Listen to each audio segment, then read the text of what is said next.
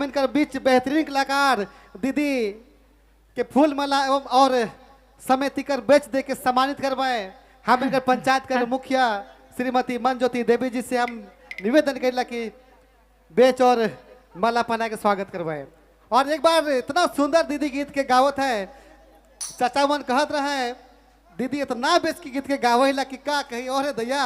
एक बार दीदी के नाम से जोरदार ताली हो जाए। और विशेष रूप से वन प्रबंधन समिति के सचिव और हमारे मामा के डिमांड फरमाइश है कि एक बार सरिता जी का तब ठेठ गीत के गवायक है, तो हम चाहिए मुखिया जी फूलमाला और बेच से सम्मानित करत है।